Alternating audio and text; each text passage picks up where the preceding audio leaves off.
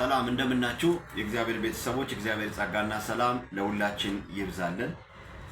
ይሄን ቪዲዮ ጥቂት ደቂቃ ታግሳችሁ ብትሰሙ የእግዚአብሔርን በጎ ሐሳብና የሚጠቅመን ነገር እናገኛለን ብዬ አስባለሁ።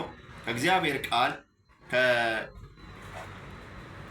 ከነገሥት ሁለተኛ ነገሥት ምዕራፍ 7 ከቁጥር 1 ላይ ያለውን አንብቤ ሌላውን ሐሳብ ከዚህ ክፍል ጋር ተያያዥ የሆኑትን እናገራለሁ። ኤልሳዕም የእግዚአብሔርን ቃል ስሙ፣ እግዚአብሔር እንዲህ ይላል፣ ነገ በዚህ ጊዜ በሰማርያ በር 1 መስፈሪያ መልካም ዱቄት በ1 ሰቅል፣ 2 መስፈሪያ ገብስ በ1 ሰቅል ይሸመታል አለ። ንጉሡም በእጁ ተደግፎት የነበረው አለቃ ለእግዚአብሔር ሰው መልሶ እነሆ እግዚአብሔር በሰማይ መስኮቶችን ቢያደርግ ይህ ነገር ይሆናል አለው። እርሱም እነሆ በዓይኖችህ ታያለህ እንጂ ከዚህ አትቀምስም አለው ይላል። እግዚአብሔር ስለ ቃሉ ስሙ ይባረክ። ከዚህ ምዕራፍ ቀደም ብሎ ምዕራፍ 6 ላይ አንድ ከፍተኛ ታሪክ አለ። በእስራኤል አገር ውስጥ በብሉይ ኪዳን ዘመን ቀደም ብሎ ሸሆነ ድፍን እንዲበላ አልተነገራቸውም እና እስራኤላውያን ይህንን ነገር ይከተላሉ እና ራብ ተከሰተና ከዚህ ራብ የተነሳ ሸሆነ ድፍን የሆኑትን እንስሳዎችን አህያዎችንም ጨምሮ መብላት ጀመሩ እና ሲበሉ ደግሞ አህያ መሆኑን እያዩ ነው። ምክንያቱም የአህያ ጭንቅላት እያለ ነው የሚናገረው፣ የእርግብ ኩስ እያለ ነው የሚናገረው።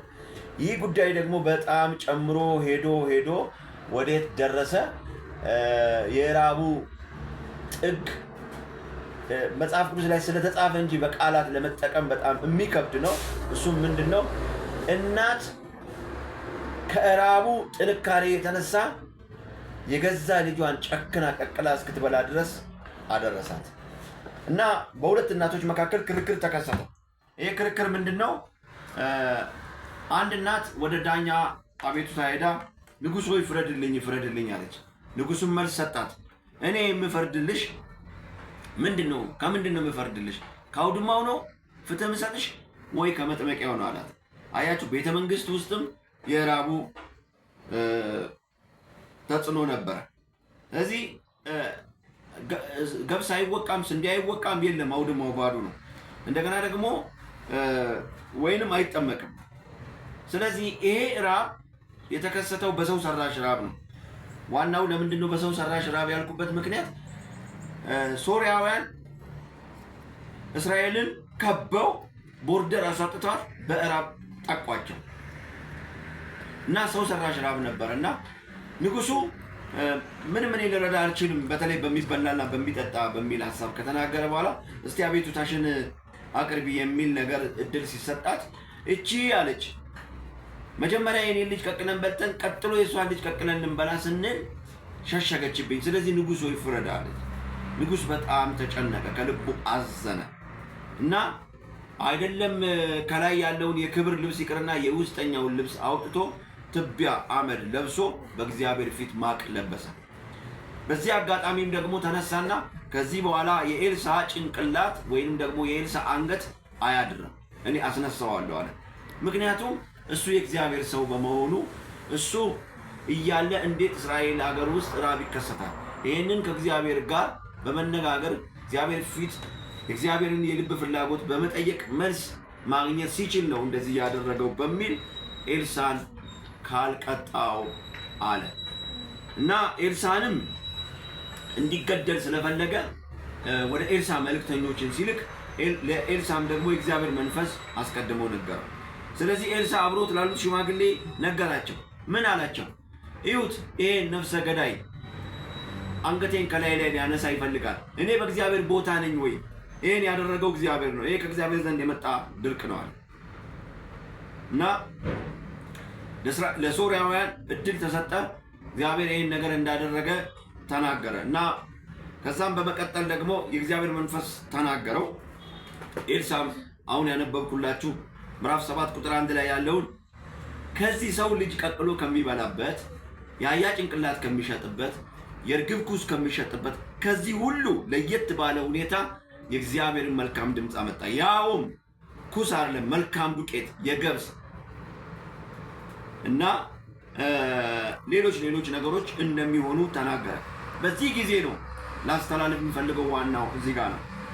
አንድ የንጉሥ ጠባቂ ወይንም በእኛ በዚህ ዘመን ጋርድ የምንለው በቀኝ በኩል ንጉሥን የሚጠብቀው ምን አለ? እባክህ ይሄ አንተ የምትለው አለ እግዚአብሔር ሰማያዊ መስኮቱን ቢከፍት አይሆንም አለ።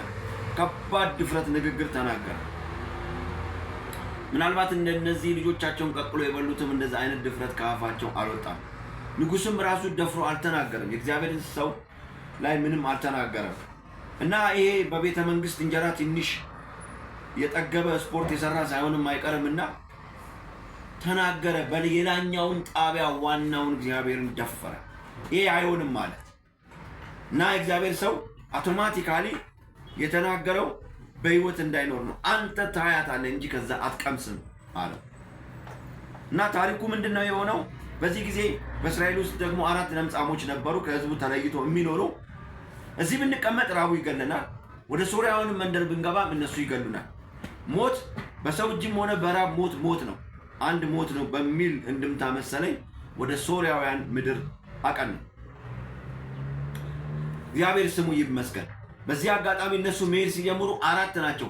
እግዚአብሔር የ4ቱን ሰዎች እግር እንደ ብዙ ነገስታት ሰራዊት፣ ለምሳሌ የተለያዩ የ4 አገር ሰራዊት ጉዞ ሲያደርግ እንደሚሰማ ድምፅ የ4 ነገስታት ወይ የ4 አገር ሰራዊት ድምፅ አድርጎ አሰማ። ስለዚህ ድንቅ አሰራሩ እግዚአብሔር ስሙ ይባረክ። የ4 ሀገር መንግስት ሰራዊት ድምፅ አድርጎ አሰማ። በዚህ ጊዜ ሶርያውያን መጡ። እስራኤላውያን አደራጅቶብን ሀገራትን ጠርቶ ብሎ ሸሹ ድንኳናቸውን ትቶ። እነዚህ ለምጻሞች ከህዝቡ የተናቁና የተጠሉ ነበር። በዚህም ውስጥ ከህዝቡ ጋር በእስራኤል ስርዓት አምልኮ መሰረት ከህዝብ እስራኤል ጋር አብሮ እየኖሩ አይደለም። ነገር ግን እግዚአብሔር በተጠሉት በተናቁት ላይ እግዚአብሔር አምላክ መብቴን ሲያመጣ እናያለን።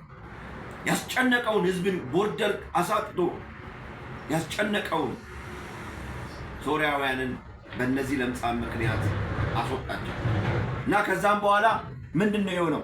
እነዚህ ለምጻሞች ገቡ፣ በሉ፣ ጠገቡ። መጀመሪያ አስፈላጊ የሆነው ነገር ምግብ ነውና ምግባቸውን ከበሉ በኋላ ተረጋጉ። አሁን ህይወትን ለመቀጠል አሰቡ። ከዛስ ጌጣጌጥ ውስጥ ገቡ፣ ዘረፉ፣ ወሰዱ፣ በዘበዙ። ትንሽ ወደ ራሳቸው ሲመለሱ እኛ በደለኞች ነን፣ ወንድሞቻችን የሚበሉት ሲያጡ እኛ ከመብላት አልፈን እንደገና ጌጣጌጥ መሰብሰብ ላይ ነን፣ ብር ወርቅ መሰብሰብ ላይ ነን በሚል ጸጥታቸውና ሄደው ነገሩ። እንደ እግዚአብሔር ቃል እንደ ኤልሳ በኤልሳ በኩል እንደመጣው ነገር ተቀየረ። መልካም ገብስ ተሸጠ። የገብስ ዱቄት፣ መልካም ዱቄት መሸጥ ተጀመረ። በዚህ ጊዜ ሰው ሁሉ ራሱን ሊያድን እየገባ እየወሰደ መብላት ጀመረ። ያ በእግዚአብሔር ላይ አፉን የከፈተው ትዕቢተኛው ሰው ግን በጣም ገረመኝ። ከህዝቡ መገባባት የተነሳ ተረጋግጦ ሞተ ይላል። ይሄ በንጉስ የሚጠብቅ ሰው እንደው እኔ ሳስበው ማለት ነው ሳስበው ፊዚካሉ ጠንካራ እንደሆነ በራብ እንዳልተጎዳ ነው የእግዚአብሔር ትንቢት መፈጸሚያ ሆኖ እንጂ ያንን የመሰለ ግዙፍ ሰው ጋር በተራ በእራብ ባደከመው ልጆቻቸውን ቀቅሎ በበሉት ህዝብ ተረጋግጦ ይሞታል ማለት በሰው በአእምሮ የማይገመት ነው። ነገር ግን እግዚአብሔር ህልፈትን ሊያደርግለት ስለፈለገ ትዕቢተኛ ቃል ስለተናገረ ዋናውን ጣቢያ እግዚአብሔር አይችልም ስላለ እግዚአብሔር በተራቡ ሰዎች ተረጋግጦ እንዲሞት አደረገው። እግዚአብሔር ስሙ ይባረክ። በዚህ አጋጣሚ በጣም ላስተላልፍ የምፈልገው ነገር የፈለገ ነገር ይሁን ከዋናው ጣቢያ ከእግዚአብሔር ጋር መደፋፈር ጥሩ አይደለም። ለማናችንም ቢሆን ጎንዮሽ ድካም ሊኖር ይችላል፣ ልንነጋገር እንችላለን፣ ብዙ ነገር ሊሆን ይችላል። ነገር ግን ከዋናው ጣቢያ ጋር መዳፈር ጥሩ አይደለም። የሚታየውን ነገር እግዚአብሔር ይሄንን ከማይታይ ነው ያመጣው። ከማይታየው ዓለም የሚታየውን ያመጣው። ይሄን ያደረገ እግዚአብሔር ሕዝበ እስራኤልን መመገብ አይችልም ብሎ ትንቢት ቃል ተናግሮ ሞተ እና በዚህ ጊዜ የመጨረሻ መልእክት ማስተላለፈው እግዚአብሔር ሁሉን ያደርግ ዘንድ ቻይ ነው። ስለ ቻይነቱ እውቅና እንስጥ። በእግዚአብሔር ላይ ድፍረት ቃል አንናገር። እግዚአብሔር ታሪክ ይቀይራል። ራባቸውን አጠፋ፣ መገባቸው። ሁሉም ጌጥ፣ ወርቅ፣ ብዙ ሀብት ዘረፉ እና በመጨረሻ ማለት የምፈልገው እግዚአብሔር ታሪክን ይቀይራል። ታሪክን ሲቀይር ህይወት እንዲቀጥል ያደርጋል። ሰው እንዲበላ ያደርጋል። ከዛ አልፎ ደግሞ እንዲያጌጥ ተስፋ እንዲኖረው ያደርጋል እና በእግዚአብሔር እንታመን፣ በእግዚአብሔር እንደገፍ። እግዚአብሔር ጸጋና ሰላም ከእናንተ ጋር ይሁን። ተባረኩ። አሜን።